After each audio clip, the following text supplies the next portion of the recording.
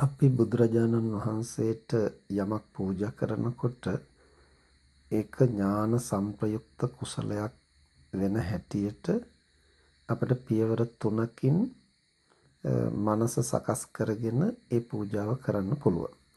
පළවෙනි පියවර තමයි අපි කල්පනා කරන්න ඕනේ පූජා කරන ද්‍රව්‍ය එහි ස්වභාවය, ඒකෙන් ලැබෙන ප්‍රයෝජනය මොකක්ද කියලා. දෙවැනි පියවර තමයි ඊට ගැළපෙන ඒහා සැසඳෙන බුද්ධ ගුණයක් සිහිපත් කරලා ඒ ගුණය අරමුණු කරගෙන අර පූජාව පූජා කරන්නට ඕන. තුන්වෙනි පියවර තමයි ඊට ගැළපෙන හොඳ ප්‍රාර්ථනාවක් මනසේ ගොඩනගා ගන්න ඕන. අපි පහන් පූජාව සිද්ධ කරනවා නම් ඒක විශේෂ පින්කමක්. ඒකෙදී අර පියවර තුන අපිට මේ විදිහට අනුගමනය කරන්න පුළුවන්.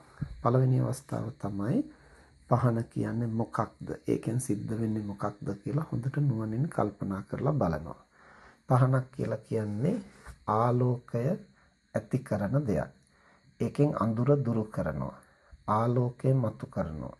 ඒ ආලෝකයෙන් හැමදේම අවට තියෙන දේවල් මනවින් දකින්න, පෙනෙන්න ඉඩ සැලසෙනවා.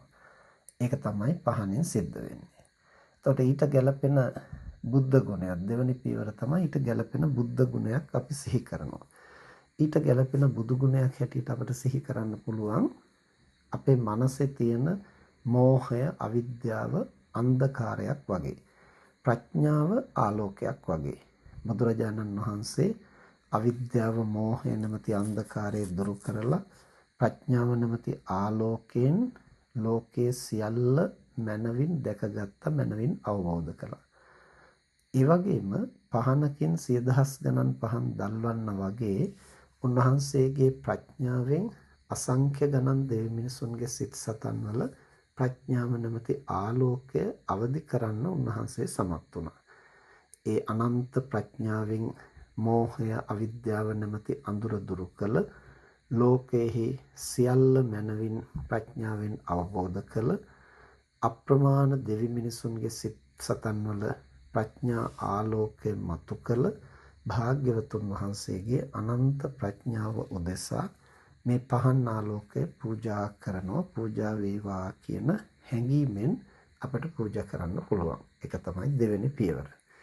තුන්වෙනි පියවර තමයි ඒන් ප්‍රාර්ථනාවක් සිද්ධ කර ගැනීම. ඊට ගැළපෙන හොඳ ප්‍රාර්ථනාව තමයි මේ කුසල බලයෙන් මගේ මනස තුලත් ප්‍රඥාව අවදි වේවා. ඇසින්, කනින්, නාසයෙන්, දිවෙන්, කයින්, සිතින් ගන්න සෑම අරමුණක්ම නිවැරදිව අවබෝධ කරගන්න, හොඳ නරක, කල යුත්ත නොකල යුත්ත, යහපත අයහපත, ධර්මය අධර්මය නිවැරදිව දකින්න, අන් අය කරන කියන දෙයින් මුලාවටපත් නොවි හැම දෙයක්ම නිවැරදිව අවබෝධ කරගන්නට අවශ්‍ය ප්‍රඥාව මේ කුසල බලයෙන් මගේ චිත්තසංතානයේ ජනිත වේවා කියන අදිෂ්ඨානයේ ප්‍රාර්ථනාව ඇති කරගන්න පුළුවන්. ඒක තමයි තුන්වෙනි පියවර.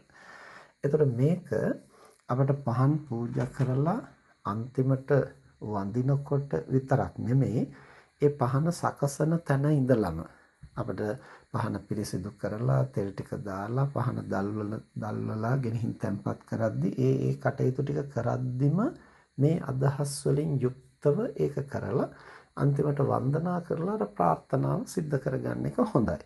එහෙම වෙනකොට අපි ඒක වැඩක් හැටියට නෙමෙයි, සමස්ත ක්‍රියාව තුළම අපි නිවැරදි බුද්ධ පූජාවක් හැටියට ඒ තුල යෙදෙනවා. මොකද ඒ තුල යෙදෙන චේතනාව, මේ මනෝභාවයන් ටිකෙන් තමයි ශක්තිය අවදි වෙන්නේ. ඒතර කුසලය කියලා කියන්නේ නිවැරදි මනෝභාවයන්. ඒතර නිවැරදි මනෝභාවයන් අවදි නොවි ඒක වැඩක් හැටියට කළා කියලා ඒක ශක්තිමත් ඥාන සංප්‍රයුක්ත කුසලයක් වෙන්නේ නැහැ. ඒ නිසා අපි පහන් දැල්වීමේදී පහන් තැටිය පිරිසිදු කරනවා නම් ඒකත් අපිට ප්‍රඥාව අවදි කරන්න නම් අපේ මනස පිරිසිදු වෙන්න ඕන. ඒ වගේ මේකේ පිරිසිදුව ආලෝකය මතු කරන්න නම් මේ පහන් තියෙන අපවිත්‍ර දේවල් ඉවත් කරලා සුද්ධ කරන්න ඕන. බුදුහාමුදුරුවෝ ඒ වගේ මනසේ ප්‍රඥාව අවදි කරන්න සිත පිරිසිදු කළා. පිරිසිදු කරලා තමයි ප්‍රඥාව මතු කළේ. අන්න ඒ විදිහට එකින් එකට අපිට ඒ කරන ක්‍රියාවේ අර්ථයත් ඊට ගැලපෙන බුදු ගුණයත් ඊට ගැලපෙන ප්‍රාර්ථනාවත් කියන මේ පියවර 3 හරියට මතක තියාගත්තාම අපිට ඒ අනුව ඕනෑම පූජාවක් අර්ථවත්ව සිද්ධ කරන්න පුළුවන්.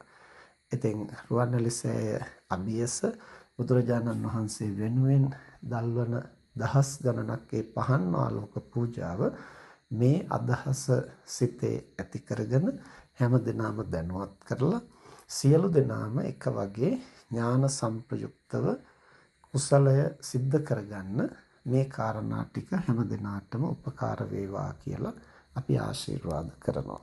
ත්වන් සරණයි.